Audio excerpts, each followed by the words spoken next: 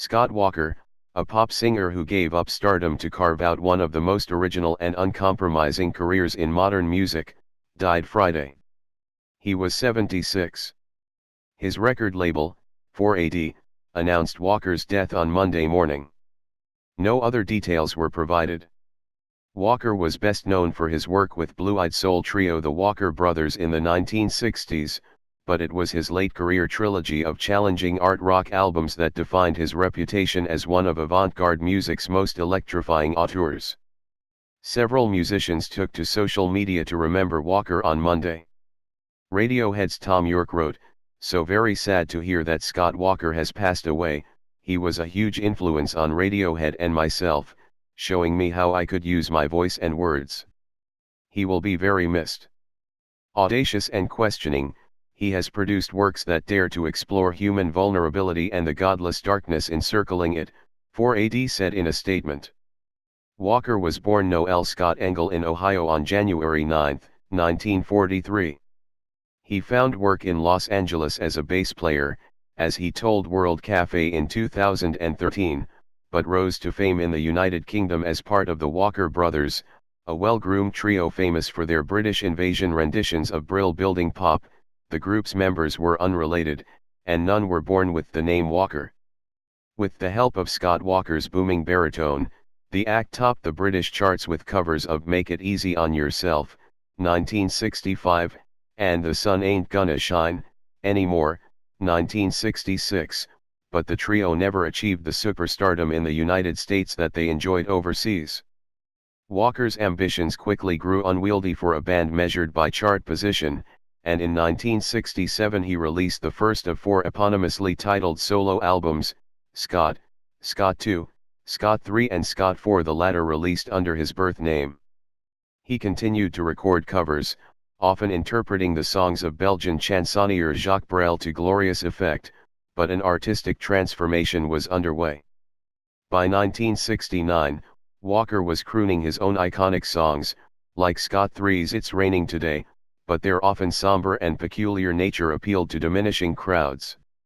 Then, that transformation hit a snag. Walker returned to other writers' songs for an 8-year stretch, resulting in 4 forgettable cover albums. But in 1978, Walker penned 4 of the songs on the regrouped Walker Brothers' final album, Night Flights, a noisy, Avant take on the disco sound of the day.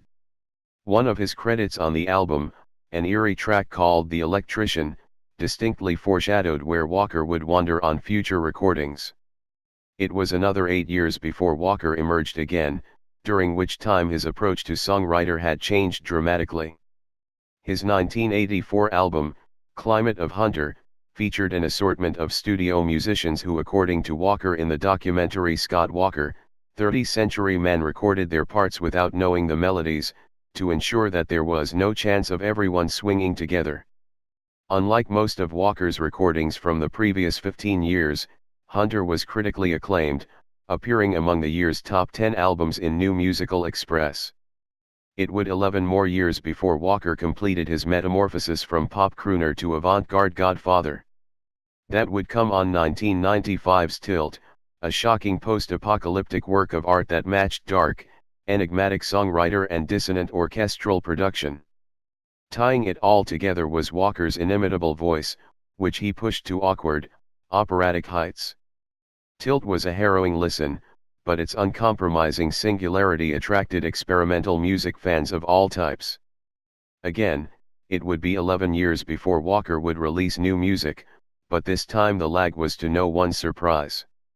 Much like Talk Talk's Mark Hollis, he had developed a reputation as a perfectionist who operated on his own schedule. When 2006's The Drift was released on 4AD, Walker again sent shockwaves through the avant-garde community. While Tilt was, in part, adored for its misdirection, The Drift was celebrated for its execution. As the second part of Walker's late career trilogy, it took his ornate orchestration to new depths. Every second of its nearly 70-minute runtime felt intentional and intricate. Walker completed the trilogy just 6 years later with 2012's Bish Bosh, then surprised many fans with Soused, a collaboration with doom metal droner Sun O, in 2014. The last recording released during his lifetime was the 2018 score to the Brady Corbett-directed film Vox Lux. Speaking to The Guardian in 2018, Walker predicted that even his most far-afield work would eventually find an appreciative audience. "I'll be 6 feet under, but they will.